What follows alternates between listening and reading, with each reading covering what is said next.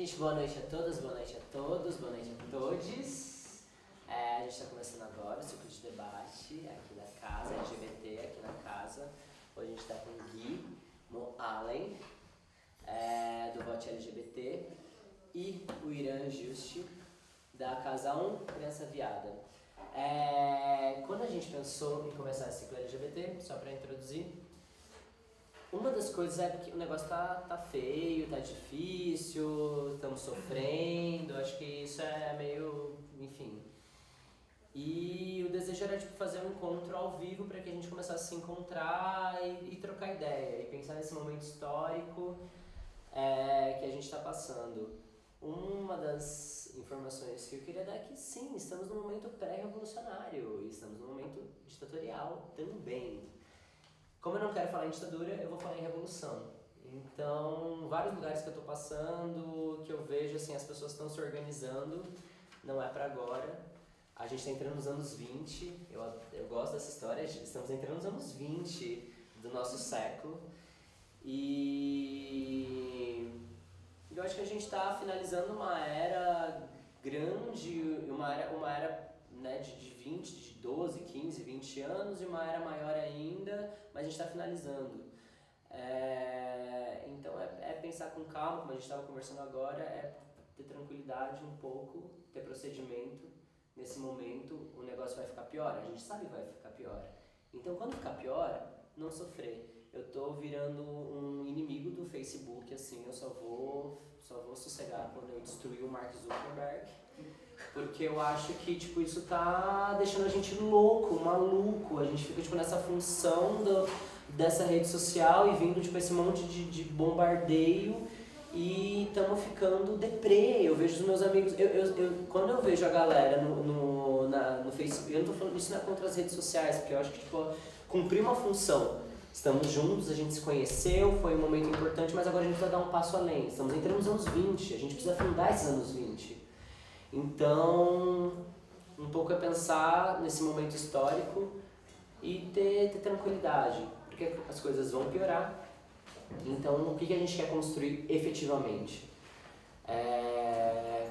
Posto isso, eu vou abrir agora. A gente pensou nessa mesa dessas ações possíveis, porque falar da cura gay agora, falar dessas proibições, dessas censuras, é tudo que vai vir nessa, né, na quinta e na sexta-feira. Esses debates é um pouco tipo essa...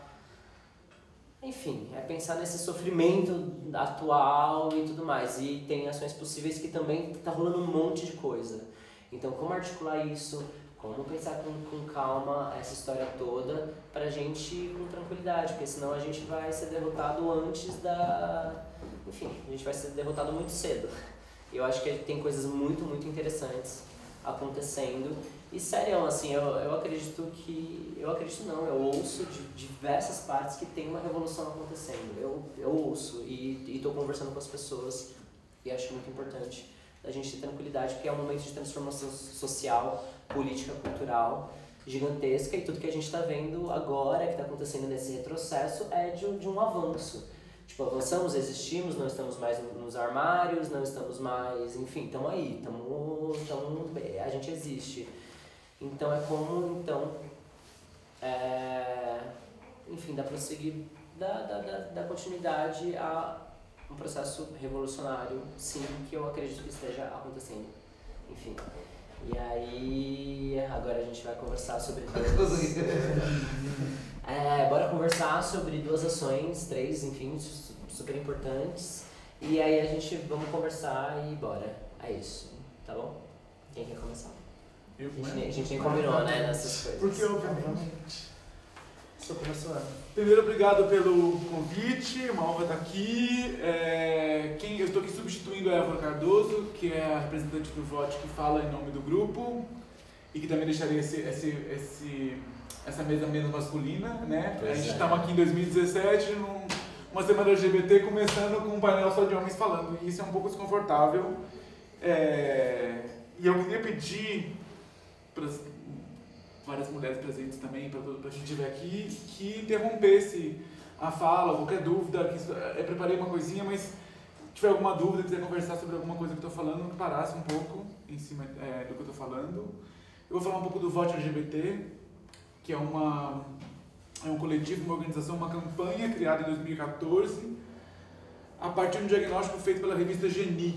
A revista Geni foi uma publicação mensal que durou 3 anos e numa investigação da Giovanna Bonamin, que foi uma das jornalistas que trabalhava na Geni, descobriu, tentando entender onde é que estavam os candidatos LGBT nos partidos e os grupos dos partidos, descobriu que essas candidaturas eram marginalizadas dentro dos partidos, que elas não ganhavam dinheiro, que não tinha destaque nenhum. Então, que a gente tinha, sim, candidaturas, mas a gente não tinha chance de se eleger. Então, a gente foi criado como uma ferramenta para dar visibilidade a essas candidaturas LGBT e pró-LGBT, para juntar os eleitores, o eleitorado com os políticos. Tem uma coisa que a gente entende, que a gente não é minoria, a gente é um grupo minorizado. Então só que a gente não é uma minoria. E a gente trabalha com 2 dimensões de representatividade. Uma delas é ser LGBT e outra é defender as pautas LGBT. São 2 coisas que estão muito em falta na política nacional. E a gente quer aproximar as pessoas da política, porque o que está acontecendo, que é parte do desastre, é que a gente está perdendo cada vez mais a confiança ou a esperança na classe política e muita gente, inclusive, está parando de votar. Ou está votando muito mal ou está parando de votar. E isso, a gente tem mais ou menos 30% de abstenção. Isso elege qualquer um. 30% das pessoas que não votaram elege qualquer candidatura. Isso pensando em executivo. A gente trabalha com legislativo, porque a gente entende também que as pautas minoritárias, dos grupos minoritários, vão ter muito mais chance no legislativo que no executivo. Então é muito mais fácil que um candidato ou uma candidata que seja favorável à legalização do aborto declare tal coisa no legislativo, que é um cargo que você precisa de menos gente, do que uma presidente. Um candidato à presidência fale isso. Nossa, falei rápido tudo que eu tinha que falar. Em 2014, a gente começou com essa campanha e a gente achava que só faltava informação. A gente era muito inocente. Então, a gente conseguiu levantar em todos os estados do Brasil pelo menos uma candidatura. A gente conseguiu levantar 270 candidaturas no Brasil inteiro a deputado estadual, deputado federal e senador, e ao Senado, que tinha alguma pauta para LGBT ou que era LGBT. E a gente conseguiu fazer um site, era muito fácil você achar as pessoas de qualquer partido. A gente fazia entrevista com quem respondia a gente as entrevistas. E a gente sozinho conseguiu levantar essas... éramos 4 pessoas trabalhando, no máximo, 5. E a gente achou que ia ser... Beleza, só falta informação. Só falta isso. A gente conseguiu gente para trabalhar com a gente na divulgação. A Laete fez um cartoon, a Karina Bu fez uma música. E foi um desastre, né? A gente elegeu o pior congresso da história. A gente ficou, tão mal, mas tão mal. Eu deletei o Facebook por 8 meses, a gente perdeu o domínio, porque ninguém mais tinha, hiperventilava quando falava o nome Vote LGBT. A gente realmente achava que as coisas elas tinham uma chance de mudança real a partir dessa ferramenta. Hoje a gente entende que é uma coisa que vai ser uma coisa a longo prazo. Se a gente conseguir alguma coisa, vai ser a longo prazo. Com o golpe e o impeachment na presidente, o que aconteceu na presidenta, o que aconteceu foi que alguns grupos LGBTs que nunca tinham se organizado politicamente ficaram com medo, sobretudo com a força dos grupos fundamentalistas e conservadores, e começaram a se organizar e começaram a chamar a gente para conversar. E aí a gente entendeu desses grupos quão importante ia ser essa iniciativa e teve mais ânimo para voltar em 2016. Com a chegada da Évora Cardoso, que devia estar falando aqui, e o Felipe Oliva, eles sugeriram para a gente fazer uma pesquisa. Então, em 2016, a gente começa com uma pesquisa na parada LGBT de São Paulo, uma pesquisa inédita de perfil político. E com muita cara de pau, a gente chegou no Pablo Hortelado, na Esther Solano, no Márcio Ribeiro, que é o grupo que faz as coberturas de manifestações diversas, e conseguiu fazer uma parceria com eles, desde empréstimo de pranchetas até o próprio desenho do questionário. E a gente conseguiu levantar politicamente o perfil político das pessoas, teve um puta destaque. E a gente descobriu algumas coisas interessantes. A mais interessante delas é que as pautas LGBT eram gabaritadas pelas pessoas. Então você tinha uso de banheiro, identidade de gênero, a questão da adequação de documentação, tudo era gabaritado. As pessoas todas eram a favor. Só que ninguém, muita gente não confiava na classe política, nem no judiciário nem no executivo, nem no legislativo. E daí você levantava, a gente levantou 4 nomes de políticos ligados à causa LGBT, então o Jean Willis, o Bolsonaro por ser contra, e aí 2 pessoas meio do caminho, que era o Serra e a Marta, que em algum momento tinha alguma aproximação, né, a Marta pelas políticas do casamento igualitário, o Serra pela questão do antirretroviral, e perguntou qual era o grau de confiança. E aí... Ela estava no PT ou no PMDB? Acho que ela ainda estava no PT. 2000 estava no PT. Mas o grau de desconfiança em relação a todas as políticas era muito grande. O Jean Willis, na parada, tinha 40%, 30% de conflito totalmente. Mas a galera conhecia ele. Oi? As pessoas conheciam Algumas ele. não. Ele Algumas falou, não, ele discursando aqui atrás, no carro de som, quem é? Não sei quem é. Era uma doideira. Então a gente falou assim, como é que a gente pode querer mudanças políticas se a gente está desinvestido justamente da ferramenta que vai fazer mudanças políticas? Então, muito por conta do que a gente diagnosticou na parada, a gente começou a pensar numa outra ferramenta, e para isso a gente se juntou a outros grupos minorizados, que são as mulheres e o movimento negro, e criou o Me Representa, que foi uma plataforma que a gente fez ano passado. E aí a gente mandou e-mail para 470 mil candidatos e candidatos, todos os candidatos do Brasil a vereador, com 14 perguntas, em questões que tinham a ver com questões LGBT, questões de gênero, questões raciais. E perguntas bem risca no chão, assim, do tipo assim, você é a favor da descriminalização do aborto? Você é a favor da desmilitarização da polícia? Você é a favor de adoção de crianças por casais LGBT? Tinham perguntas bem risca no chão.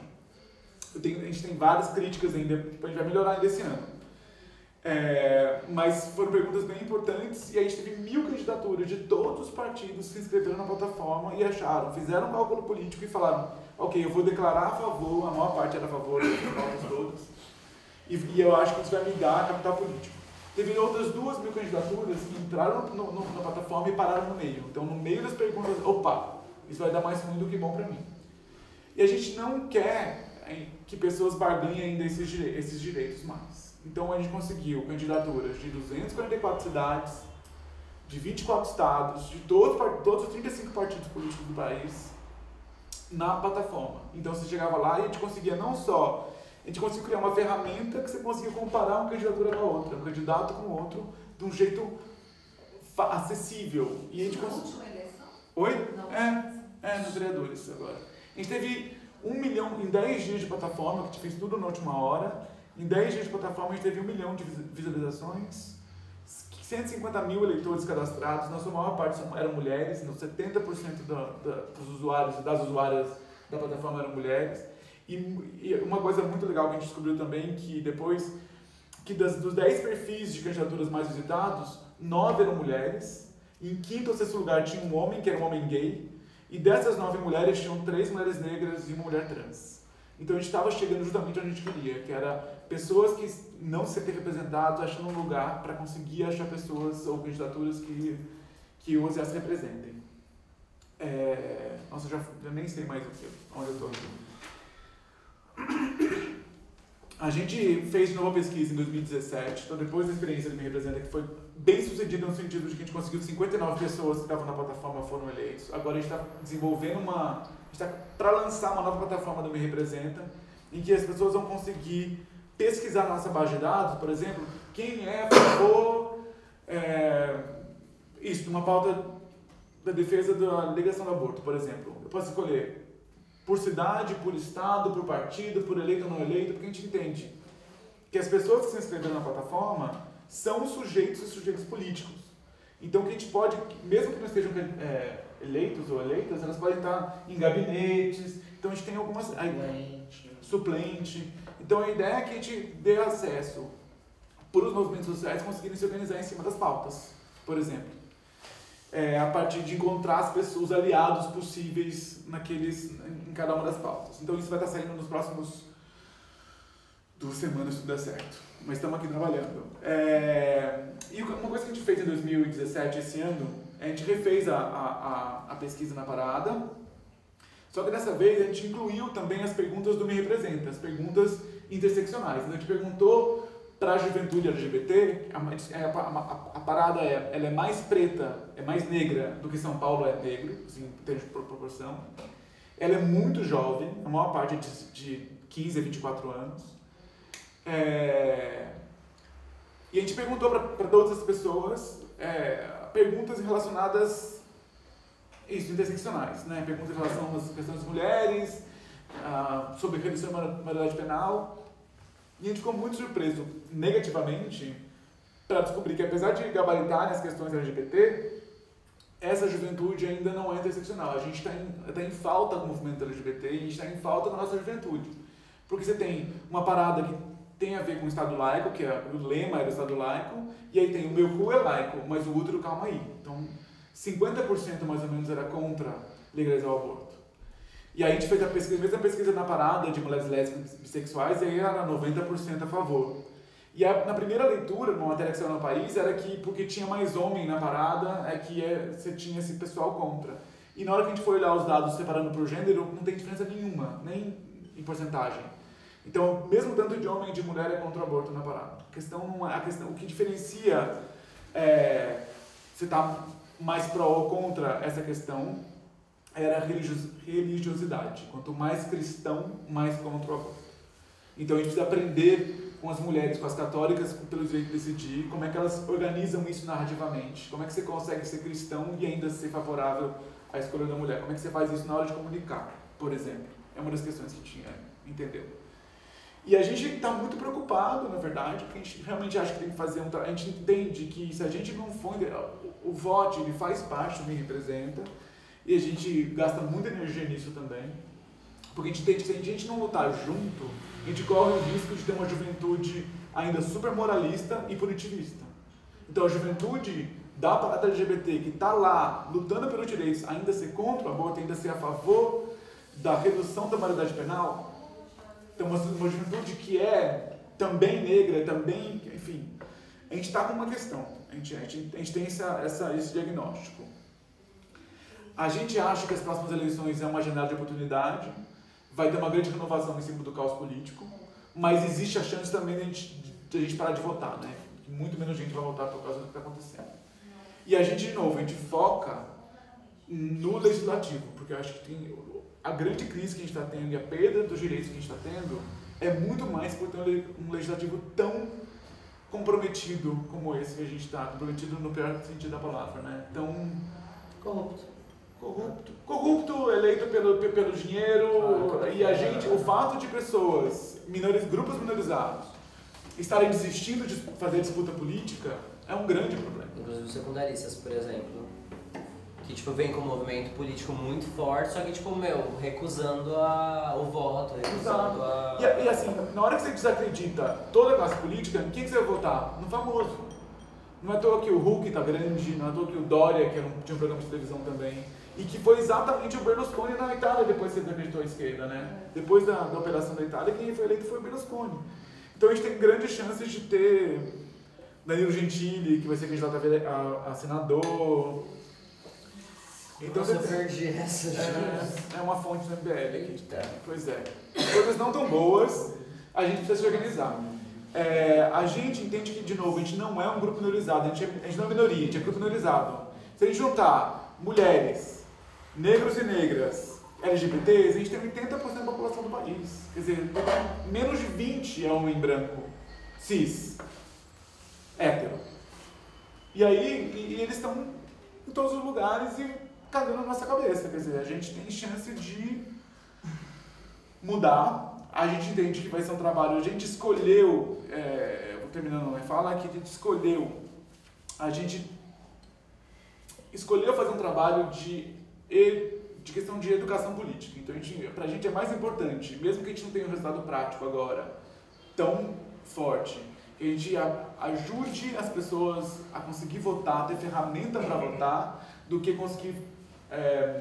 E para isso a gente está fazendo as questões risca no chão mesmo, tipo, pró-aborto, pró-direito, cotas de 50% de mulheres legislativas, as questões polêmicas e pesadas, porque a gente acha isso importante qualificar o voto progressista. É isso, assim. E a gente acha que com o tempo, se a gente fizer o trabalho direitinho e se a gente tiver conseguir fazer as conexões que a gente precisa fazer com outros grupos minorizados. Não me representa, ele tem esse nome, não é à toa. Então hoje ele tem 3 grupos envolvidos, mas a ideia é que ele possa abrigar outros grupos minorizados, outros grupos possam fazer parte dentro do tema direitos humanos. E é isso, então a gente está aí e a gente acha que a gente é todo mundo. É isso. Vai, Irã. Eu acho, eu ouvindo vocês, acho que eu sou bastante, eu ia falar um pouco mais pessimista, mas acho que eu sou bem mais. Primeiro, a questão do voto, da questão da própria questão do movimento, votar contra direitos humanos, é muito louco, né? Porque vai passar por várias interseccionalidades. Esses dias eu estava conversando com um amigo que estava num grupo de educadores da Fundação Casa. E grande maioria dos jovens, dos internos da Fundação Casa, são a favor da redução da maioridade penal e da pena de morte. E aí, dentro de uma estrutura, tem uma série de filósofos e de historiadores, antropólogos que vão estudar esses fenômenos, que é basicamente a vida e a vivência dessas pessoas vai estar permeada pela violência, ela vai responder com violência. E também tem a questão da estrutura que a gente tem de tipo, porra, me fudi a vida inteira, fiz merda, tô aqui dentro, quem fizer merda também tem que se fuder um pouco também. E aí a Casa 1, ela tem um posicionamento que a gente é contra a criminalização da LGBTfobia, que foi até uma pauta que veio do VOT, né, que veio do posicionamento da Évora, do Gui.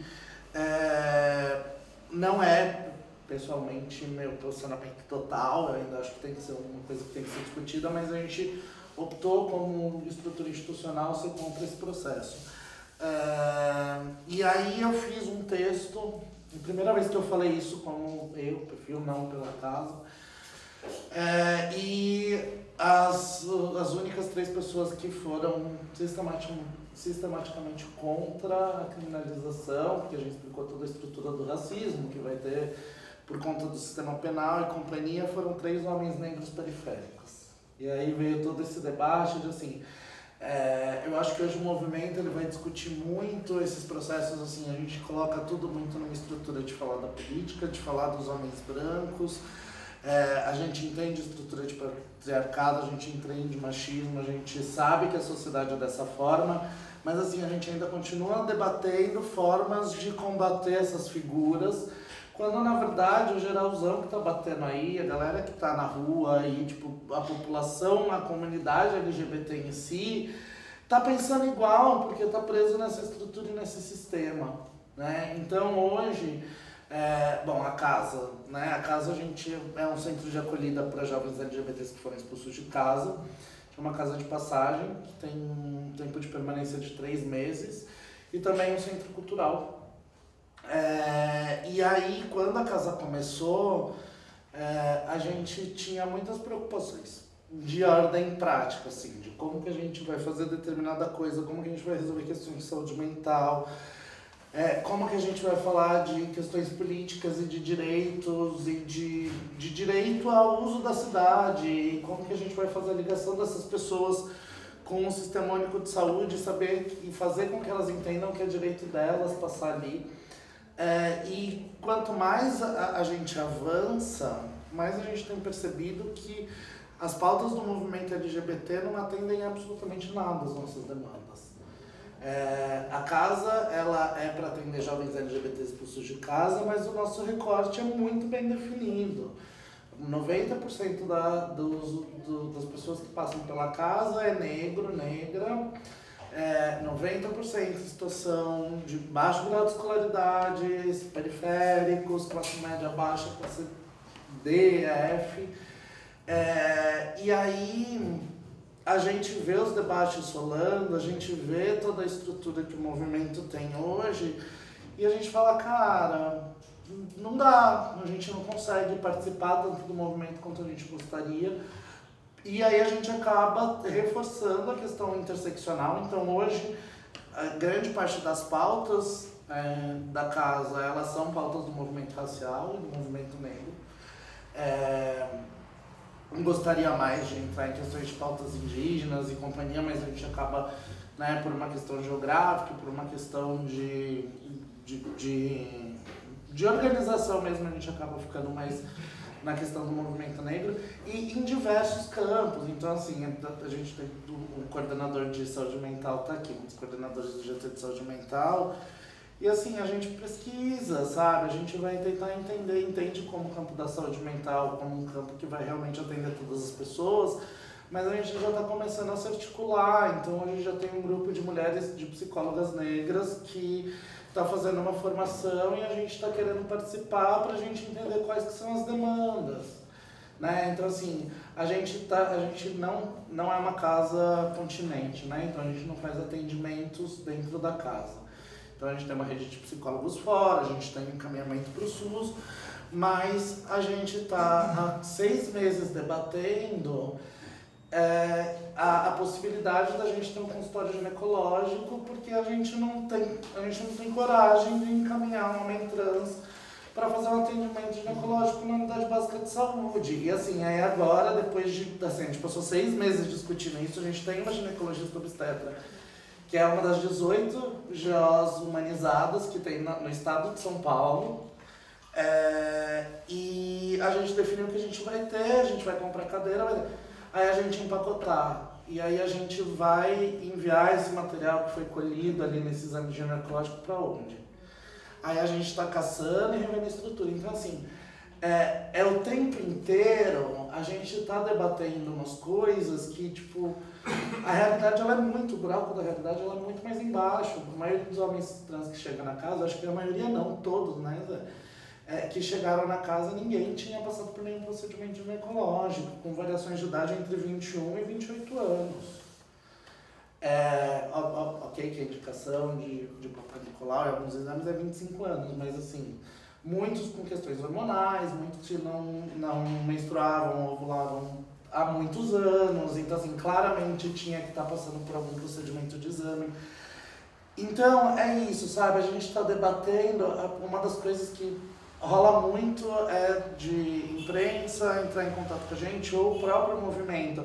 Vamos lá falar sobre empregabilidade trans. Primeiro, eu não vou, eu acho que tem pessoas que vão falar com isso com mais propriedade. Segundo, eu não tenho como falar sobre empregabilidade trans, sendo que as pessoas trans da casa não conseguem fazer um cadastro no sistema público, elas não conseguem ir no CAT, no Central de Apoio ao Trabalhador, porque precisa de e-mail, e as pessoas que chegam na casa não têm e-mail. Tipo, não dá para fazer uma inscrição no vagas.com, na InfoJobs, na CAT, etc. Então, é muito maior, porque elas não conseguiram chegar até o 9º ano, né, que agora são 9 anos. E aí o que a gente percebe, não só pelos moradores e moradoras da casa, é de toda essa estrutura, os espaços de socialização deles, que vai ser a região da República, que vai ser a região do Aroche, a própria Praça Roosevelt. A grande maioria do público é o público que atende na casa, a grande maioria que vai estar na parada é exatamente esse perfil, e a gente, como movimento, a gente ignora a existência desse perfil. E aí, quando a gente vai falar sobre uma revolução, quando a gente vai falar de uma reestrutura, a gente está fudido para essa galera desde sempre. Agora a gente está sentindo que o negócio está pegando. A gente aqui, classe média, e eu estou falando a gente que está nessa mesa, eu estou falando a gente como um movimento estruturado, que vai se estruturar ali a partir dos anos 70. Mas assim, o negócio já está ruim e eles já encontraram formas de sobrevivência muito antes e a gente não está ouvindo, e a gente não está articulando com essas pessoas. Então, eu acho que isso é muito problemática. No campo do voto, assim, eu falo com mais propriedade do voto do que do posicionamento da Xana, porque eu estava junto com o voto e assim, o Gui é voluntário da casa e eu sou voluntário do voto, a gente briga praticamente toda vez que a gente se encontra. Em especial em questões comunicacionais, que é o meu campo de trabalho, porque eu falo, vocês têm que parar de falar só pra isso, vamos ter que fazer isso, aí a gente cata a câmera, vai fazer coisa. E pra mim a única possibilidade dentro dessa estrutura toda é, primeiro, fazer parte, então todos os projetos possíveis eu tô dentro, então muitos não da forma como eu gostaria, então eu vou articular junto com o VOT. A gente tem trazido muita gente para o espaço da casa, então a gente está muito ligado com outros coletivos, com outros grupos, de Asiáticos pela Diversidade, Primavera Viu, Besides, agora a própria Revolta fez na abertura do Galpão rolou uma mesa que tinha sido cancelada no MAN. Grande parte da equipe da casa é da Revolta também, a gente tem bastante gente que vai articular. E a gente entende a importância do movimento, a gente entende a estruturação do movimento, mas o que eu tenho repetido cada vez mais em falas é que assim, a gente ainda está indo para o caminho oposto, a gente ainda está debatendo tudo que está acontecendo na gente, nesse movimento fechado. E assim, eu não estou falando nem de recortes de gênero, não estou falando da questão de ter mulher ou homem na mesa, não estou dizendo de pessoas negras que estão, não estão. Então assim, se a gente for cair ali no aparelho Luzia, você vai tomar textões gigantescos, eles estão falando de problemas muito reais, mas ainda é um rolê no centro da cidade, que cola uma galera super hipster e que tá debatendo e tá fazendo textão ao vivo, e tipo, a realidade ela é muito distante. E aí o que eu tenho tentado bater o máximo possível é que tipo, a gente precisa olhar realmente a realidade, a gente precisa fazer parte da realidade. Então, quando eu penso em projetos possíveis, e eu sempre fui uma pessoa, eu sempre teci muitas críticas, em especial à Revolta, porque a Revolta da Lâmpada, porque eles têm um sistema horizontal que eu sou apavorado. Assim, eu olho, eu falo, gente, essa reunião para definir um flyer, eu vou morrer. Bota isso daqui em primeiro lugar, foda-se a horizontalidade. Mas tinha muita gente que eu conhecia e muita gente que eu gosto, e de alguma forma a gente foi articulando. E aí, quando eu vi que, tipo, porra, eles estavam fazendo mesa no Vão do MASP, eles estavam fazendo mesa no MAN, ali no... Caralho, na Marquise do Ibirapuera, que é onde essa galera tá, entendeu? E eu falei, porra, yes! Eles estão, tipo, fazendo um movimento que eu acredito. Os próprios outros, a Primavera Viu, caralho, fez umas coisas gigantescas o coletivo Transidentidade, na verdade, eles fizeram um trabalho gigantesco, com tempo micro. O VOT agora, tipo, vai rolar pesquisa na parada LGBT de Tiradentes, da cidade de Tiradentes, que eu achei do caralho. Então eu acho assim, muitos dos movimentos que eu tô próximo, eu tô vendo que eles também estão percebendo algumas coisas quanto eu. A maioria da galera é um pouco mais polida, né? Nessa fala eu já brigo um pouco mais. E a gente tá avançando, mas ainda falta avançar muito mais. E eu não vejo outra possibilidade, então, a partir do tema dessa mesa hoje, né, que a gente vai falar sobre possibilidades, que a gente vai falar sobre projeto, eu não vejo outra possibilidade que não seja a gente fazendo. E eu não estou falando de manifestação, eu não estou falando de cartaz, eu não estou falando de ato, porque isso tudo é muito importante, isso tudo chama uma atenção do caralho. Mas assim, na vida tá ali, sabe? A vida tá correndo, as pessoas estão fazendo,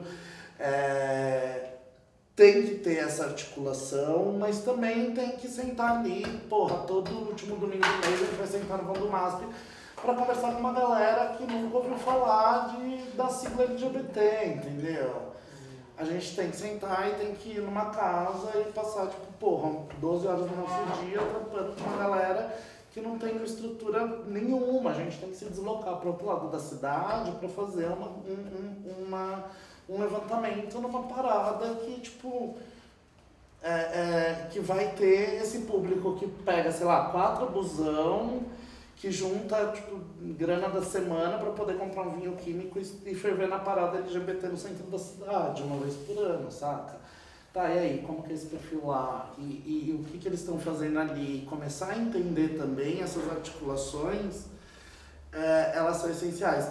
Mas não vai acontecer dentro do espaço da academia, isso não vai acontecer por meio de pesquisa, isso não vai acontecer por meio de pesquisa acadêmica, digo. Eu acho que aí, que estou falando completamente distante de Casa 1, pelo contrário, a Casa apoia bastante esses espaços. Eu estou falando como Irã, eu tenho uma resistência gigantesca em relação ao espaço da academia. Eu acho que ela ela cumpre o papel dela, mas o papel dela e a formatação dela é completamente errada. Eu acho que vai se dar na prática. Então, acho que a gente está avançando em termos de políticas públicas na forma como a gente pensa política, primeiro porque a gente tem pessoas LGBTs e pessoas das minorias pensando políticas, então a gente está avançando. Sou um pouco menos otimista que o Gui vote para a próxima eleição. Eu acho que a gente vai descer mais uma ladeirinha aí. E tá tudo bem também, porque, olha, do que tá, assim, é isso, entendeu? Pra gente que tava fudido, não tá mexendo muito, entendeu? Então, foi muito louco. Hoje a gente saiu uma matéria do País que a galera foi,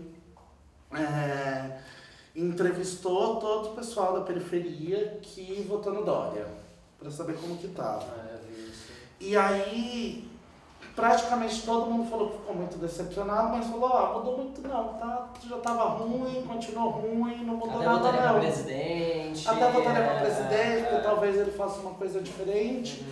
E é isso aí, né? Então assim, eu não votei na Haddad, eu também não votei no Dória, mas eu também não votei na Haddad, porque tipo, eu venho do espaço de periferia. E eu, mesmo hoje morando na região central, ainda continuo tendo uma conexão, porque minha família tá na periferia.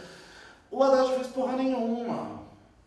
Assim como na gestão anterior, não fez porra nenhuma. Gente, fora do centro expandido, ninguém fez porra nenhuma. Agora a gente trabalha com assistência social. Aí, quando, obviamente, tudo que a gente vai falar de política, a gente bate pra caralho no Dória, né, na casa, porque motivos óbvios. Mas aí quando a gente fala, e aqui não, nem começa a fazer o levante PT, petralha, porque aqui, filha, nós bate em todo mundo, entendeu? Porque quem implementou o sistema de assistência social na cidade foi a Erundina, lá em 1950, e passou todo mundo, passou Maluf, passou Kassab, passou Haddad, passou Marta, ninguém fez bosta nenhuma, o sistema só piorou porque inchou, né? A gente já tem hoje cerca de 30% de atendimento da casa. A casa a gente não tem ligação com o Estado, a gente não tem ligação com a iniciativa privada. A gente teve 2 ações pontuais com patrocínio, que financiaram só o aluguel do espaço, mas todo o restante havia financiamento coletivo e o meu bolso. E hoje 30% dos atendimentos eu faço vindo do Estado. O Estado manda pra mim. Como assim? Passa pelo Estado. Passa pelo Estado, o Estado não tem pra onde mandar e manda pra casa. Tipo, o centro veio pela indicação de não sei o que, centro de referência, seja hospital, seja centro de periferia que vai atender. E aí você vai falar, tipo, porra, fudeu, sabe? A gente também manda uns de volta pro Estado, manda, né? Mas assim, é foda, porque por isso eu acho que talvez eu tenha ficado cada vez mais descrente, cada vez mais animado, porque a realidade é bem foda, assim, que todo dia a gente vai vendo. E aí, assim, eu, da mesma forma que eu brigo com o Zé, eu brigo com o Gui, eu brigo com o Zé todo dia, que é um coordenador um dos coordenadores de segurança de saúde mental, que ele ainda tem uma ligação mais forte com o sistema. E aí toda semana a gente briga. Eu falo, não dá conta, a gente não vai fazer. Ele fala, nós não dá conta de fazer também. E assim a gente vai brigando e vai chegando em soluções. Então, tomando muito cuidado, no meu caso do atendimento de pessoas trans, atendimento médico dentro da casa. A gente toma muito cuidado, mas assim, a gente faz tentativas. Mas, no geral, eu falei pra caralho, desculpa. Mas assim, no geral é isso, tá uma bosta, vai continuar uma bosta, só que já era uma bosta pra maioria das pessoas e a gente, como movimento, se recusava a ver que tava uma bosta, e agora todo mundo se ligou que tá uma bosta e a gente vai precisar botar a galochinha e mergulhar na bosta pra melhorar. Acho que, bem resumido, é isso. E é isso, desculpa. Imagina, maravilhoso. Posso começar com uma pergunta? Pode. Lutar contra o Estado ou lutar pela transformação do Estado por representantes LGBTs dentro dessa porra que é o Estado? Porque a pessoa fala, tipo, super contra. Eu tô contra o Estado a médio prazo. Acho que, tipo, a curto prazo tem que fazer o jogo político, porque senão a gente vai ladeira abaixo, morrer. A gente vive no capitalismo e até mudar essa estrutura estrutura, o Estado é a coisa menos pior que a gente tem nessa estrutura, alternativa, então lutar contra o Estado para mim é perigosíssimo. Então hoje eu vou fazer, junto com a iniciativa privada, com todas as ressalvas do mundo, todo dia a gente fala, gente, zero neoliberalista, tá? O máximo Estado possível, a gente quer o mínimo possível de não intervenção do Estado, a gente quer muito que o Estado intervenha. Por uma questão estrutural, se eu não tiver Estado, eu estou falando sobre uma estrutura que vai ser coordenada pelo mercado, e aí eu acho que a gente vai estar milhões de vezes mais fodido.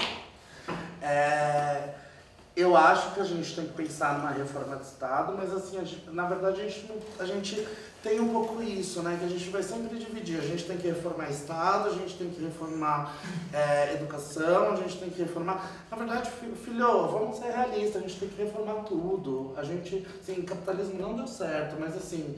Mas o Estado também não deu certo, nada deu certo. Então tem que reformar tudo. Vai a pena mandar tudo a merda aí, dentro da estrutura, eu acho muito idílico a gente pensar que se a gente destruir o Estado, a gente vai construir uma nova gestão, uma nova forma de gestão que seja funcional e que a gente não tenha uma plena dominação da iniciativa privada. Eu acho que hoje a iniciativa privada, o mercado, ele é muito mais forte que o Estado, ele já é muito mais forte. E se a gente derrubar o Estado, aí eu acho que fudeu total.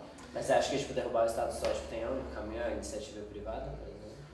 Como que é? Ou derrubar o Estado tipo, no caminho, então é liberar para a iniciativa privada tipo, entrar nos nossos projetos, nas resoluções. Já tá, também de novo, já tá.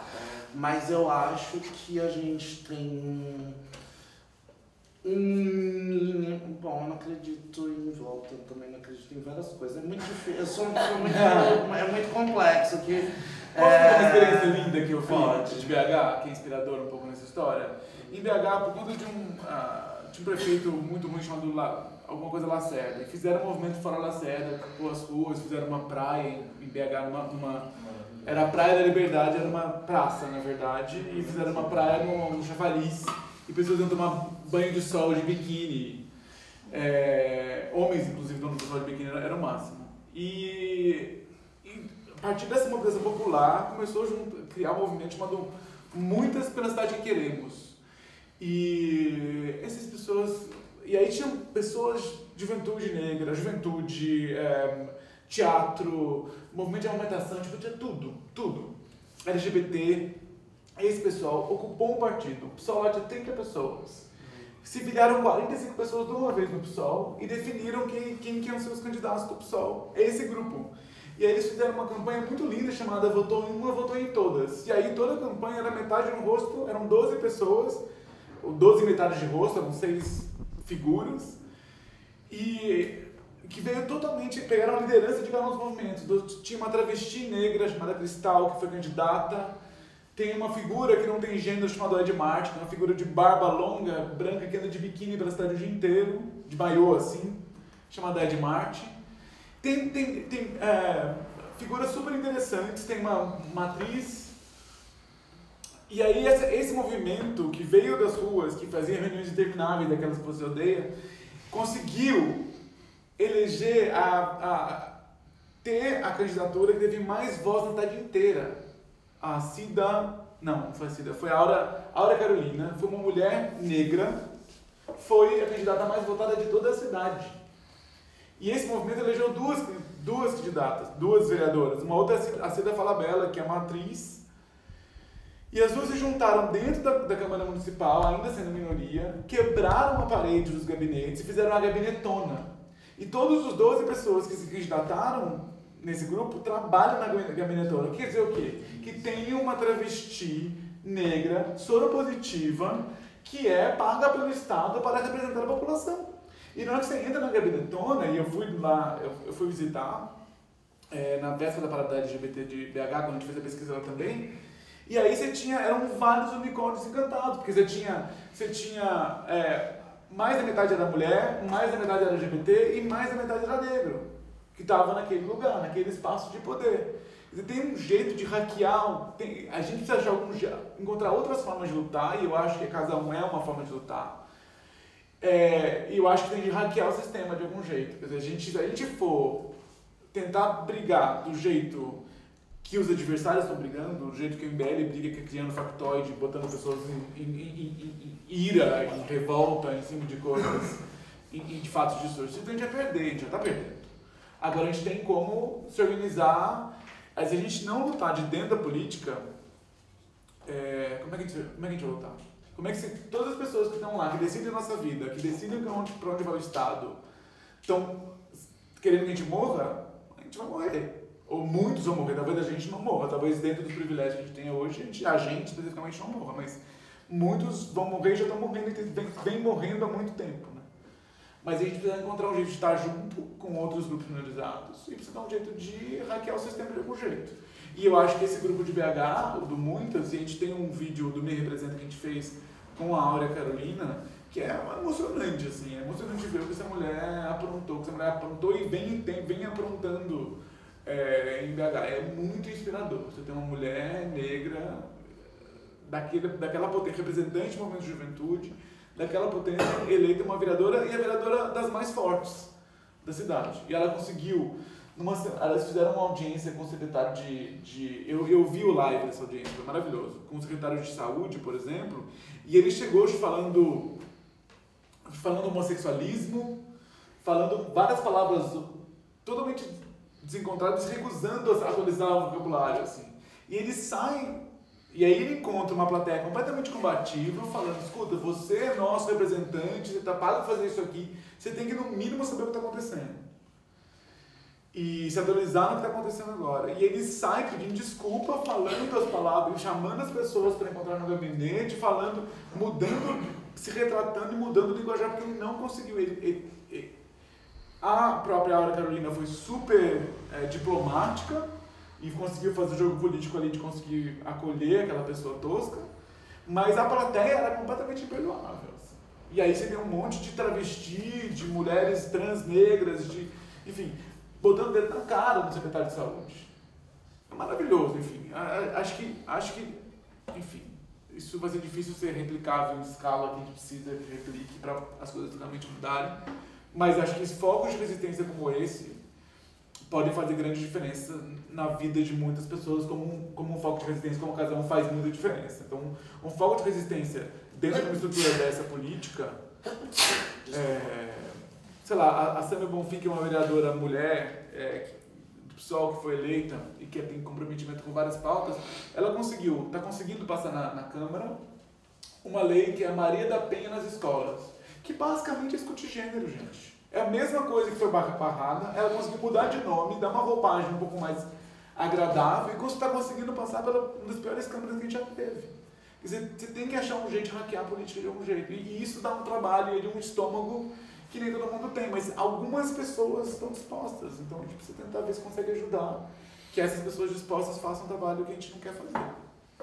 Eu posso fazer uma pergunta? Por favor. Eu vou tentar formular a pergunta, mas vou tentar, vou esforçar. Quando eu ouvi vocês falando, né, o Fabito super posicionado em relação à não atual política, você muito afirmativo e acreditando na política. Eu acho que é necessário, mas não, tudo bem, mas só para resumir, eu acho que o Irã ali, né, um pouco aqui, um pouco ali e tal, enfim, super bacana esse começo. Uma das coisas que eu percebo é que o campo político hoje representado, né, pela direita ou pelas pessoas não progressistas, eles são extremamente organizados. Por exemplo, você tem uma bancada, né, o BBB, né, a Bala, o Boi, a Bíblia, e eles são super organizados, né? Eu não tenho a sensação de ver uma pessoa ali. Você tem um grupo que é representado por alguém, mas eu não sei se eles se matam entre eles ou não, mas me dá a sensação de uma certa unidade. Eles se defendem muito bem, né? E no campo progressista, ou seja, aqui nós temos 3 pessoas que eu acho que querem exatamente a mesma coisa, mas não exatamente pelo mesmo caminho, talvez. Pode ser que eu não esteja falando da forma correta. Mas que é super difícil encontrar esse consenso, e eu não sei se é exatamente essa falta de consenso, e o consenso não significa concordar com absolutamente tudo, mas é possível um consenso, né? E a gente talvez encontrar não exatamente representantes, pessoas, mas talvez esses grupos, né, essas defesas, e talvez a gente lutar por isso, seria uma possibilidade, um caminho, né? Eu acho que tem um ponto... Não sei se vocês entenderam. Sim, entendi. Não sei se... Eu acho que o primeiro ponto é a gente entender que, assim, é uma falácia a gente achar que a direita organizada e a esquerda é desorganizada. A direita, ela vai sempre defender... Não, sim. Mas é que é uma coisa recorrente. O que a gente tem é uma direita que ela é dominante, historicamente dominante. E a partir dessa estrutura, qualquer movimentação de direita vai ser sempre muito mais forte do que uma dominação social. Isso está muito ligado às questões de capitalismo, né? Então, assim, não é dinheiro você fazer assistência social, é dinheiro você fazer assistencialismo. As políticas de direita e as políticas mais conservadoras e das bancadas que você citou, não é lucrativo, não defende capital, enfim, a gente está falando de uma questão estrutural. Então é muito complicado a gente falar dessa questão, mas quando a gente fala, por exemplo, de organização, a gente claramente hoje tem um racha dentro do PSDB, onde o Alckmin está a ponto de matar com Dória para a terceira eleição de presidência. E a gente teve um racha pré-prefeitura, né? O André Matarazzo sai para... o André Matarazzo vai sair para fazer vice para Marta e vai deixar o Dória para uma compra interna de votos. Então, assim, na verdade a zona é meio geral, é dentro da estrutura política. Partidária, mas mesmo estrutural e grupo também você vai ter grandes rachas ali. Então, hoje cada vez mais a gente tem tido notícias de que teve uma questão de uma necessidade de compra de votos para a realização do impeachment, não foi só uma questão ideológica e de organização de um movimento, a gente teve muito dinheiro envolvido ali, o Cunha acaba de...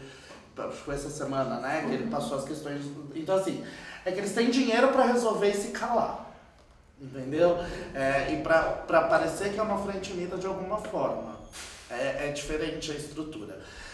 Num segundo ponto, esses dias eu terminei agora de ler Mulheres, Raça e Classe, da Angela Davis, e ela vai falar muito do movimento, das questões de como o movimento feminista das mulheres brancas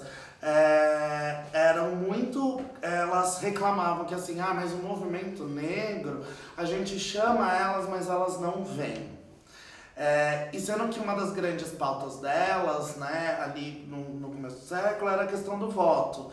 E as mulheres negras queriam, tipo, não ser mortas nos subempregos que elas estavam, sabe? Elas não queriam ir para uma reunião de mulheres brancas que estavam definindo o feminismo e pautas do feminismo, porque, tipo, cara, elas precisavam sobreviver. Depois a gente tinha todas as questões em relação a sistema penal, e as mulheres negras também se recusaram a ir dentro do movimento feminista, porque, tipo, porra, vocês só vão ter mais ferramenta para prender a nossa comunidade. Então, o grande problema hoje que eu vejo dentro da estruturação não é uma desorganização da esquerda, não acho que não é porque a gente não tenha figuras e posicionamentos e figuras fortes dentro do movimento ou um alinhamento de pauta. É que a gente ainda tem uma questão de classe e a gente tem uma questão de raça gigantesca. Enquanto a esquerda não entender que ela é um movimento racista, da mesma forma que enquanto o movimento LGBT não entender que ele é um movimento racista e transfóbico e diversas outras questões em relação aos outros grupos, a gente não vai avançar. O que une, de certa forma, todo o espaço de direita e todos os espaços conservadores é que é isso, né? Eles odeiam igualmente todo mundo, né? Então, e eles não fazem questão de esconder isso. Então, o que une eles é que eles vão combater todas essas minorias. E no caso do movimento de esquerda e numa política mais progressista, a gente tenta esconder isso, a gente não admite essas coisas pra gente, a gente vai acabar nunca se organizando. Então, assim, é muito bonito de falar que, tipo, porra, se a gente juntar a mulher, se a gente juntar os negros e negras, se a gente juntar LGBTs, vai ser 80%. Colega, só que assim, quem tá ainda ali encabeçando essa junção são pessoas brancas, cisgêneros, racistas, entendeu? E aí o exemplo que ele vai dar prático é exatamente o contrário, né? Que é quando vai ser a negras de movimento, as mães, vão ser as pessoas trans, vão ser as pessoas não binárias que vão se reunir e a partir desse posicionamento delas, elas vão conseguir formatar uma mudança estrutural. Então, para mim, acho que é muito mais uma questão de classe e raça e gênero do que questão de organização política e ideológica. Eu não quis usar o termo, não quis e nem quis dizer organização ou desorganização, tá? Mas a questão do consenso mesmo. Sim. Mas eu me convenci, acho que gostei da tua resposta em relação à questão classe, gênero e... É isso, é triste pra caralho, mas sim, é isso. É o grupo que tenta fazer o consenso de, por exemplo, no Me Representa ano passado. Se é possível, né? Mas, por exemplo, no Me Representa ano passado, o que a gente fez, a gente organizou 14 perguntas. A gente não tinha tempo, foi tudo feito, a gente construiu a plataforma inteira em 1 mês e meio. A gente não teve tempo de fazer várias coisas. Por exemplo, descobrir qual que era o grupo dentro do movimento negro que podia colar com a gente. A gente tinha que achar algum grupo que não fosse nem misógino, nem transfóbico dentro do movimento negro. E você sabe que tudo é muito diverso. Então a gente, por exemplo, escolheu, em todos os movimentos, escolher as pautas dos movimentos, para poder colocar nas 14 perguntas. E uma delas foi a criminalização da LGBTfobia. E ninguém do nosso grupo achava que isso era uma pauta importante. Assim como o Mina falou, entendeu? A gente luta contra criminalizar. Criminalizar não é o... Enfim, é um debate interno muito grande. Então, na hora que a gente vai falar do consenso, umas vozes pesam mais que outras. Quando você tem um debate em que as vozes não são igualmente ouvidas, é difícil chegar num consenso que não seja uma opressão, você entende? Então o problema, quando sai o pau da cura gay, olha como é que o movimento se organiza. As pessoas trans são patologizadas há muitos anos. Nunca saiu do seu lugar, continua sendo. As pessoas trans só são tratadas pelo SUS porque é uma doença, tem um CID. Tem que ter um psicólogo falando... Tem que ter 2 anos de tratamento para a pessoa conseguir entrar numa fila de algum tipo de transição assistida pelo Estado, seja hormonal ou cirúrgica. E você fala, entendeu? E a gente como movimento, não tá nem aí. Não tá nem aí. A gente não tem uma coisa que tem... Meu grande sonho, Guilherme, é que o desvalor vire valor. Então que em algum momento você falar que você é pró uma comunidade, você é pró aceitação de uma comunidade minorizada, ou pró que a mulher tem o direito ao próprio corpo, se seja um valor para um político falar e não um desvalor. Esse é o meu sonho. Mas hoje o que a gente vê é que tem humanos mais humanos que outros. Então você tem 300 pessoas mortas, 500 pessoas mortas na Somália, agora no atentado, não tem nenhuma etiqueta. Não tem nenhum... Jesus Charlie Hebdo tinha muito, né? Quando você tinha 5 jornalistas brancos com quem a gente consegue se identificar, a gente consegue falar, não, tô com ele. Não, tem 300 pessoas mortas, uma hora ataque terrorista. Enfim, tem mil questões. Tem um tirador de Las Vegas que era branco e virou um lobo solitário e não era um terrorista. Tem mil questões, jeitos diferentes de ver as coisas, assim. Tem uma coisa... eu li hoje uma coisa que eu tô muito emocionado com isso. Vocês conhecem uma parábola do cego e do elefante, os cegos e o elefante? Vocês conhecem essa parábola? É muito linda. Então, tinham 4 cegos que nunca tinham visto o elefante e de repente falam, tem um elefante aqui. E aí cada um toca num pedaço e um deles fala assim, olha, esse animal é que nem como se fosse uma grande cobra, o cara segurou a tromba. E o outro segurou a orelha e falou, não, é uma grande abano. E eu, não, isso é um muro. Porque ficou no corpo do elefante. E começaram a brigar, dizendo que o outro estava mentindo, ou estava sendo desonesto. Porque claramente era uma cobra, claramente era um abano, um leque, e claramente era um muro. E era um elefante que a gente não tinha dado conta da totalidade. A gente hoje, eu acho que cada um de nós, e eu estou falando, me incluo nesse rolê, a gente está lutando por uma verdade que a gente vê. E que é muito claro pra gente, que é muito evidente. Que quem não vê essa verdade ou tá mentindo, ou tá com uma fé, ou é imbecil. E enquanto a gente não parar para pensar, olhar para as outras realidades e começar a ter um respeito e um pouco de humildade em relação a como é que o outro vê essa mesma realidade e pensar assim, será que eu não estou vendo tudo? Será que não sei o quê? A experiência da Casa 1 de encontrar movimento esses e essas LGBT que a gente não tem acesso, porque a gente não encontra com essas pessoas na balada, não encontra com as pessoas na rua, e a gente não, enfim, não beija as pessoas. E eu vou falar um pouco da questão que, tipo, eu não estudei para chegar nesse espaço, eu não imaginava que eu chegaria nesse espaço. Eu acho que assim, tem várias coisas dentro da estrutura da Casa 1 que eu consigo sentir orgulho e saber que ali teve o meu trabalho que aconteceu. Então, por exemplo, na abertura da casa a gente tinha o pessoal da Diversidade Tucana e o pessoal das frentes de diversidade do PSOL. E todo mundo interagindo. A gente tinha grupos de militâncias LGBTs completamente distintos. Isso foi porque a gente conseguiu botar em prática um projeto que era de todos esses grupos desde muito tempo. Agora, quando você vê o público da casa nos grandes eventos, por exemplo, eu não faço a mínima ideia de como isso aconteceu. Olha, pelo menos 60% do último evento do lançamento do Galpão, 60% do público era um público de pessoas negras. A gente tinha pelo menos uns 30% de um público T. Como essas pessoas chegaram na casa, e não só isso, passa também pela programação. Muitas vezes as programações da casa acontece isso. E assim, é muito emocionante pra gente que tá vendo, que a gente fala, caralho, alguma coisa a gente tá fazendo certo. A gente só não conseguiu entender o que é.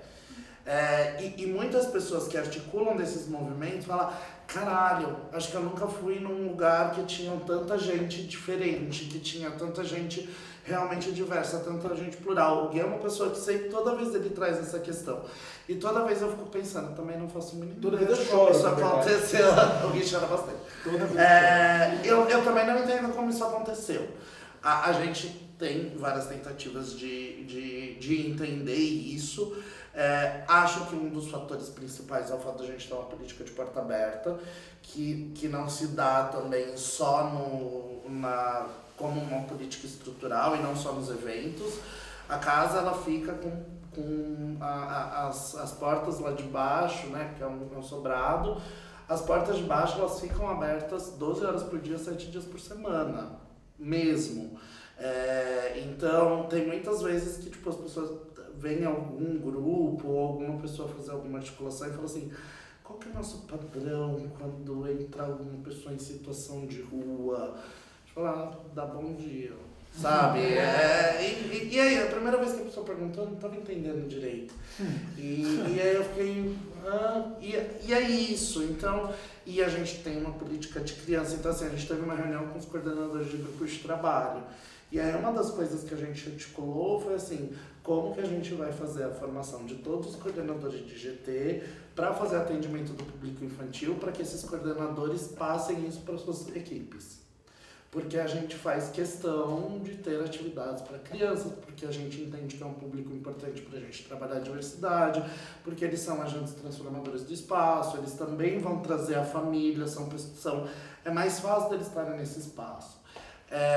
E aí a gente começou a pensar em formatar, e aí agora em novembro a gente vai ter uma exposição de nu, e aí tem uma oficineira que é também cenógrafa e pesquisadora do caralho, a Lívia, e ela falou, bom, então acho que a gente pode fazer para a exposição de nus, a gente vai fazer um programa de visita guiada de pais e filhos sobre nu, para como falar com as crianças sobre nudez. E aí eu fiquei pensando, eu já estava pensando, puta, a gente é porta aberta, como que a gente vai fazer para fechar isso, como que a gente vai estruturar? E aí pra mim pareceu tão óbvio, sabe? Porra, óbvio que a gente vai fazer uma programação com uma visita guiada para crianças com os pais e a gente vai explicar sobre nudez, sobre arte, sobre abuso também.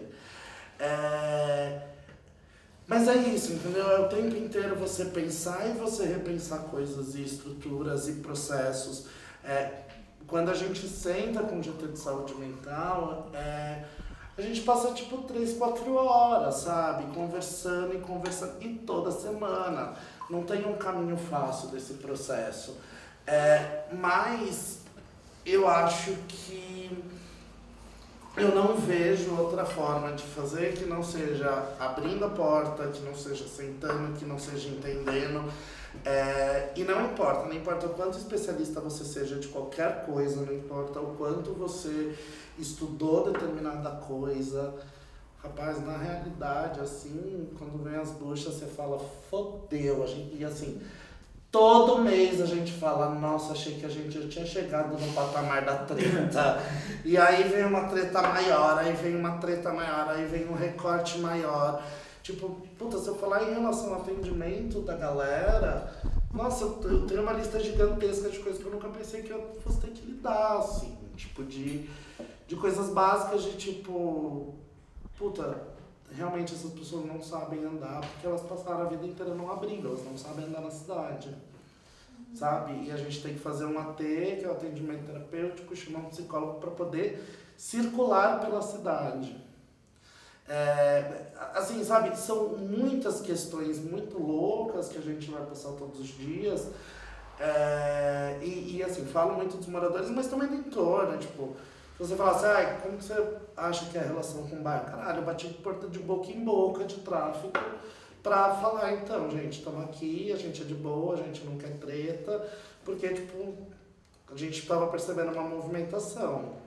Eu, Irã, menino de classe média, achando que ia ter que bater de porta de boca e trocar ideia e de repente eu conheço todos os cortiços, de repente, inclusive, a gente está dentro dos cortiços, e as pessoas do cortiço estão dentro da casa, e inclusive fazem parte do processo. Quando a gente vai fazer reunião, a gente vai pensar os espaços do cortiço do bairro como uma possibilidade também, de como que a gente vai articular junto.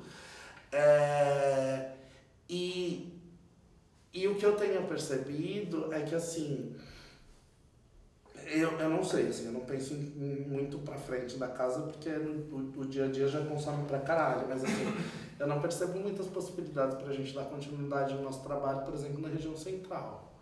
Hoje ele funciona porque eu tô no espaço, a gente fica na Bela Vista, pertinho do Bexiga, numa região que ela é centro, mas com todas as características de periferia. E eu não acho que ela funcionaria em nenhum outro espaço. Então, por exemplo, aqui na região de Perdizes a casa não faria sentido. Eu acho que ela só vai fazer sentido, e a estrutura que a gente tem só vai fazer sentido o quanto a gente for, tipo, atravessando a ponte e indo para os espaços de periferia mesmo. Mas aí eu não sei se eu tenho muita coragem de bater na porta das bocas, mas aí a gente vai tentando. Eu queria falar uma coisa também, enfim, primeiro dizer obrigado, né? Eu sou, enfim, muito suspeito pra falar do Irã, porque é uma pessoa que eu admiro pra caralho e me aproximo muito às coisas que ele diz sobre essa questão do privilégio, né? E sobre essa questão da gente repensar os nossos lugares de fala, assim, né? Eu acho que a gente encontra um pouco de consenso, Rita, quando a gente tá disposto realmente a repensar os nossos lugares de fala, né? E isso bate em várias questões pessoais também, de ego, de academia e caralho 4, né? E eu digo isso porque eu tenho passado por várias situações também por causa do time, eu faço parte de um time de homens trans, e é muito louco esse negócio que você fala aí, porque os meninos não têm noção de nada, assim. Os moleques mal sabem carregar um bilhete único, assim, sabe? E de não ter condição mesmo ali, você fala, caralho, meu, como é que pode o cara não saber carregar um bilhete único? E aí você vai perguntar pro cara, porra, eu nunca tive um bilhete único, tô vindo no centro na primeira vez. E aí você se depara com uma quantidade de privilégios que você tem ainda vindo de um lugar de periferia, ainda vindo de um lugar de resistência, que eu acho que eu tô. Mas você se depara com situações ali da microestrutura que você fala, porra, a gente precisa fazer alguma coisa. E pra mim, fazer alguma coisa é ir lá e pegar o moleque pela mão, assim, sabe? A gente hoje vai conseguir ir para Curitiba, a nossa lista é pautada em quem nunca viajou, a nossa lista é pautada em quem nunca saiu da cidade, a nossa lista é pautada nos mais fudidos. Porque não é sobre ganhar o jogo ou não, sobre competir ou não, é sobre proporcionar uma experiência pro cara que talvez ele nunca teria se não fosse por aquele viés. E daí a gente briga muito também porque os moleques não estão fazendo quase nada e fica sempre sobrecarregando uns ou outros, mas os moleques não têm condição, assim, tipo, falta uma estrutura básica de ter condição de brigar por ele mesmo, assim, porque ele não tem condição nem de brigar por ele mesmo. E aí, quiçá, tipo, saber o que é política, os caras mal sabem quem é Temer, tá ligado? Tipo, foda-se. Porque a briga deles é, tipo, sobreviver ali no dia a dia, ter o que comer no dia seguinte, não se fuder, transando com alguém, tipo, é umas coisas muito micro, assim, que é da microestrutura, não morrer, e que a gente tem que lidar e dizer pro moleque, velho, você sabe que você tem condição de estudar. A maior parte dos meninos hoje não tem nem ensino médio.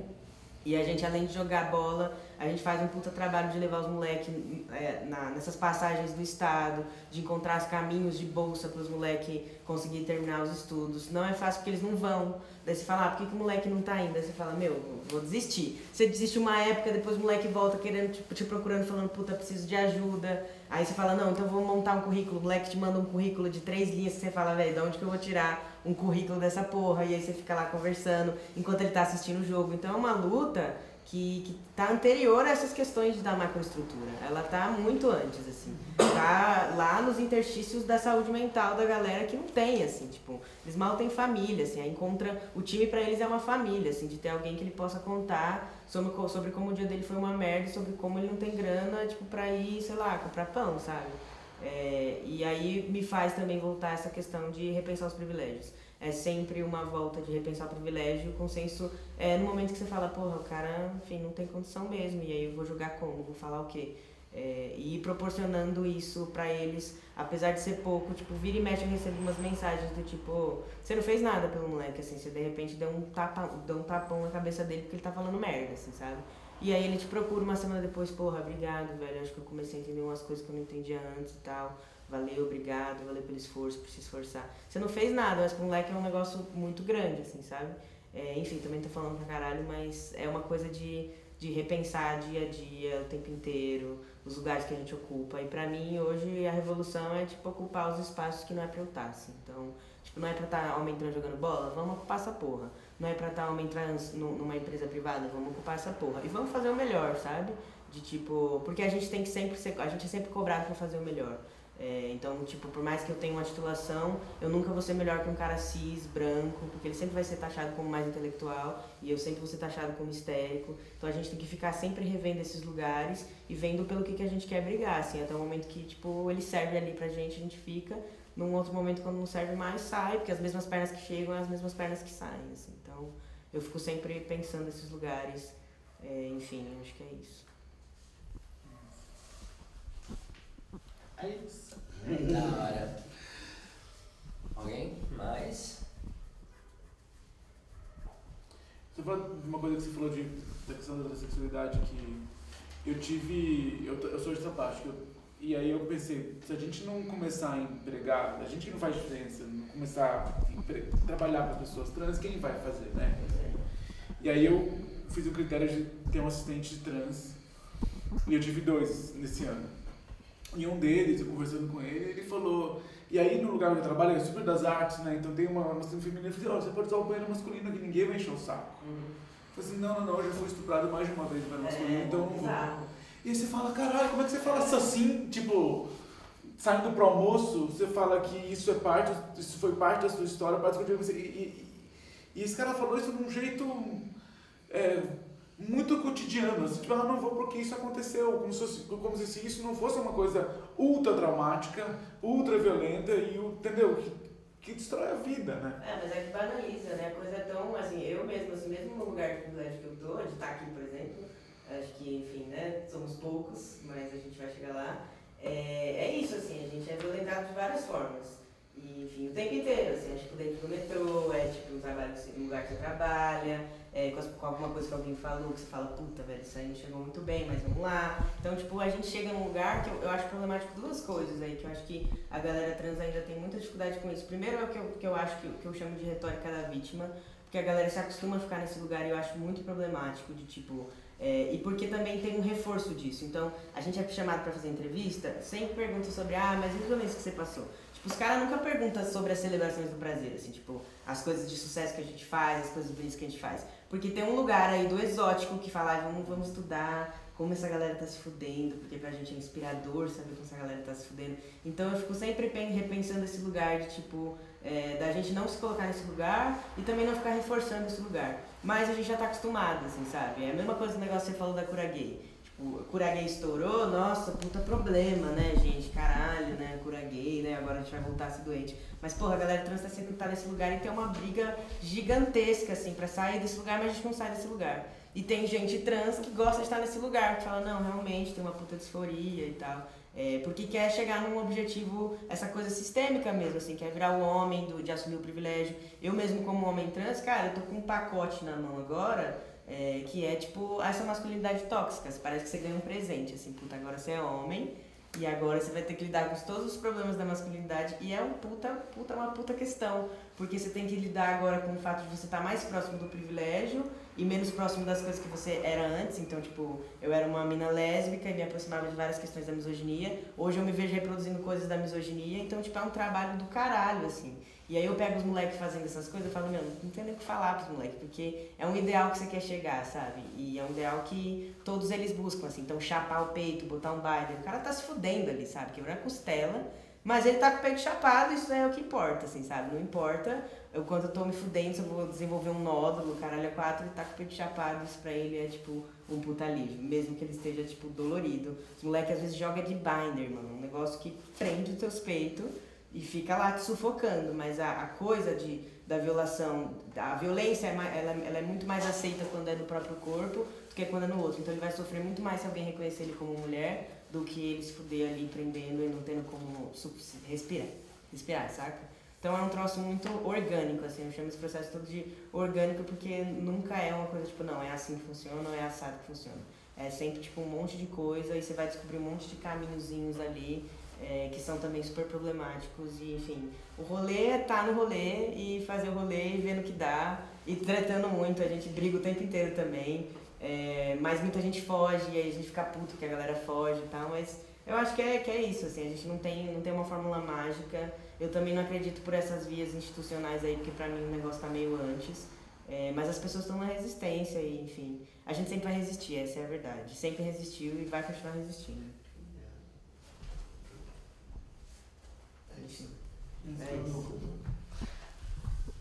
Eu tenho uma pergunta pra mim. Quero ver briga. Não, ninguém fez aquela debate lá, era a mesa, senão eu tinha trazido uma listinha. Peraí. Que choque de monstro. Como que vocês chegaram na parada de Tiradentes? É o Stronger. Fala do que você tá. chama voluntários pra trabalhar. Ah, tá. Isso. Convida. O Elvis, a gente tá nas reuniões, a gente faz os grupos de disputa política, a gente fala que tem que fazer, então a gente também tá indo nas reuniões da parada LGBT, que é bem, né? Trevas. Eu vou falar porque eu não tô na coisa, mas é trevas. Eu nunca fui, quem foi a Eva e Felipe, mas assim, os candidatos são bem interessantes. Mas tem uma disputa política, porque ano que vem a parada quer falar sobre voto, quer falar sobre eleição, e tinha uma disputa pra gente ver se a gente conseguia emplacar um voto LGBT como tema da parada. E nesses encontros, o Elvis Stronger, que é da família Stronger, bom, família LGBT é um resumo muito tosco, tá? Mas a família LGBT são famílias que vieram de um contexto antigo de gangue, de disputa de território, de defesa de grupos, e que hoje virou uma outra coisa, virou uma coisa de identidade. Então existem famílias, os Ferrari, os Strong, tem várias famílias LGBT em São Paulo, que se encontram na Roxa, inclusive. E uma dessas pessoas é o Elvis Stronger, que é um cara bem importante na família Stronger, e ele faz a disputa política lá. Eu falei muito errado a família ou não? Não, tá ok. E ele chamou na xincha, ele falou, escuta, vamos fazer, vai ter que fazer parada lá, vamos fazer o... E a gente conseguiu os mesmos apoios que a gente conseguiu da parada daqui, de BH, que são os tablets do pessoal do GEPOPAI, da USP, da Unifesp. A gente tá conseguindo pra lá também, porque vamos junto levantar esse rolê, assim. Então a gente tá também... Quem aí do vídeo, enfim, estiver assistindo, que conhecer gente, alguém que esteja afim de ser voluntário e precisa de pessoas, não precisa de treinamento nenhum, não precisa de conhecimento nenhum, basta boa vontade. A ideia é ficar 1 horinha antes da parada e depois mais umas 3 horas ou 4 horas na parada fazendo essa pesquisa. É muito fácil. A gente dá o treinamento no mesmo dia, então você chega lá, a gente se encontra às 11 e a partir do meio-dia, meio-dia e meio, a gente já sai para fazer as entrevistas lá na parada. E a ideia é fazer isso da pesquisa é pressão. Então, pesquisa dá visibilidade tanto para a própria parada quanto para as questões que vão ter lá. E sobre as questões de ação política, uma coisa ações possíveis da mesa que eu fiquei pensando agora no finalzinho, que é o quanto que essa terra arrasada que tem acontecido agora tem... eu não sei, parece que eu estou vendo mais gente se mobilizando para se organizar. porque tá mais pior. Sempre teve fudido, mas tá pior. Tá chegando na gente, né? Tá chegando, A mas tem acho que um só da privilégio. gente. Eu acho que sabe, porque a gente vê isso, por exemplo, a gente teve a reunião de voluntários, a gente tem 18 coordenadores de voluntariado, não tem um preto. A gente tem 13 professores que dão aula de inglês e 5 que preparam material, não tem um negro. Porque voluntariado é privilégio branco. E aí, eu tenho certeza que eu vou subir a foto de todos os coordenadores voluntários, vai vir um monte de textão do movimento negro falando sobre isso e eles estão certos. Só que eu vou falar para eles, desculpa colegas, eu não tenho dinheiro para pagar. Quando eu pagar, eu tenho certeza que eu vou fazer essa seleção. Eu acredito em cotas e eu acho que tem que ter. E cota eu não acho que é porcentagem mínima, é porcentagem máxima. Tem que ser equivalente ao censo. Então, metade da equipe eu faço questão que seja negra. Mas assim, eu não tenho como pagar. Então, né, a gente vai jogando o jogo que a gente tem. Então é isso. Então hoje tá batendo na bunda desse grupo e assim, quem vai ter a possibilidade de criar uma estruturação, de se organizar minimamente, cara, assim, a gente tem, por exemplo, a gente tem as Mulheres da Periferia, que é um grupo de mulheres que fazem correspondência jornalística de todos os pontos periféricos da cidade. Tipo, elas têm um trampo fudido, assim, é lindo pra caralho. Elas fazem uma reunião de pauta mensal, que vão pautar todas as pautas, que vão pautar todos os temas que elas vão abordar durante o tema. Mas assim, não chega a ser 1/100º do que publica um blog, um coletivo de classe média do centro da cidade, entende? Porque as minas estão ali pegando 4 horas de trem pra ir, 4 horas de trem pra voltar do trampo regular delas, então elas vão fazer uma matéria por mês. E foi difícil pra caralho pra fazer aquela matéria do mês. Você entende? Então acho que assim, o que a gente tá tendo de movimentação, na verdade, que tá chegando. Então assim, estamos tendo um movimento ali. A gente teve isso, quando a gente teve a eleição do Feliciano na presidência da Câmara, nossa, pipocou grupo, muito grupo surgiu a partir daquela estrutura, que aí foi a primeira vez da Cura Gay, né? Que foi a primeira vez que isso foi pautado de alguma forma publicamente, depois que saiu do CID em 97, 98, por ali, ó, entre 97 e 99. Foi a primeira vez que isso retomou, foi com o Feliciano 2, 3 anos atrás, que foi onde também eclodiu um monte de grupos. Então, na verdade, tipo assim, sabe uma coisa que eu fico muito puto, porque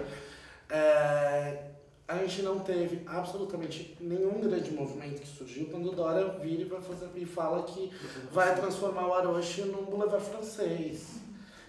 É uma pauta muito clara transformar o Aroche num Boulevard francês. O delegado Richet fazia isso em 1960 no Aroche, que chamava operação Operação Limpeza, que era basicamente tirar as putos, travestis, viados, pretos, pobres, que ficam na região do Aroche.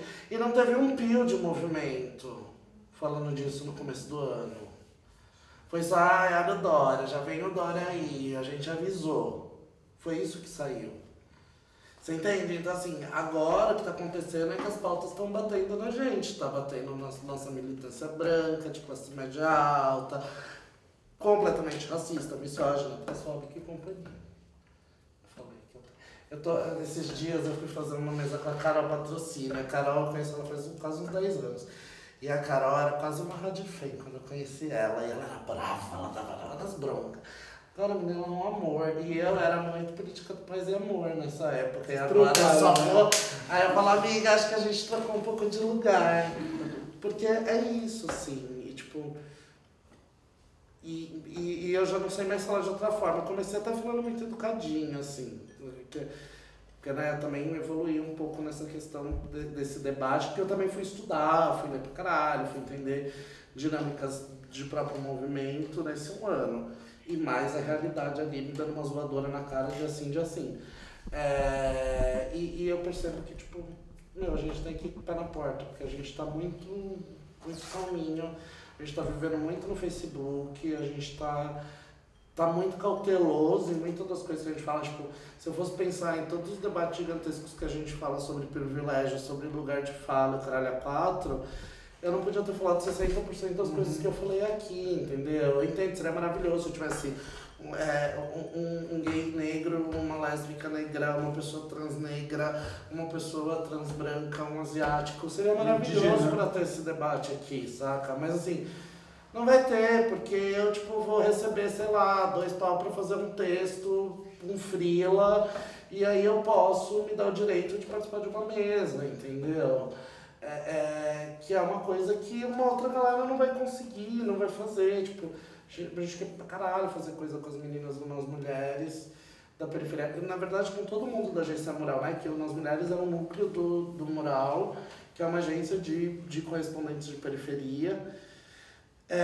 E sei lá, e a gente tá quebrando a cabeça pra fazer como que a gente vai fazer pra juntar essa galera, sabe? Tipo, é difícil, a gente tem as meninas do Luana Barbosa, que tá fazendo um puta trampo foda na periferia.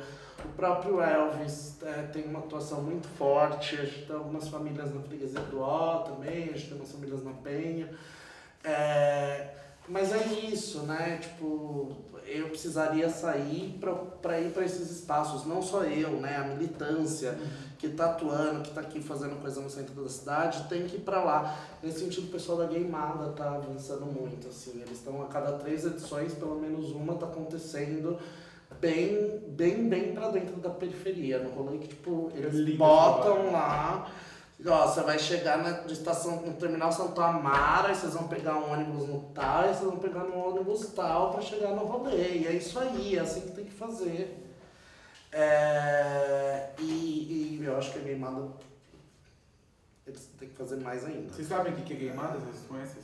É um evento que rola no Lago da Batata, que é um jogo de queimada que as bichas, a gente também é inspirado numa iniciativa de BH, que lá era de um coletivo, de teatro, super performance. Aqui tem um pouco menos dessa estrutura, é um pouco mais militante, mas eles têm conseguido alguns recortes muito legais, e esse recorte de estar na periferia pra mim é um dos mais fortes. E é basicamente estar na luz do dia, no espaço público, se divertindo, sendo viado, trans, lésbica, sendo bem livre. Bem bicha. Bem bicha. Bem viado. E é maravilhoso, tipo, é emocionante, assim. Como as festas da Casa Mãe, é emocionante. Você fala aí. Jogando Queimada de uma forma bem competitiva. Não, tem sério o negócio, é impressionante. Tem competição de Vogue nos intervalos, e toca música, e É maravilhoso. É maravilhoso.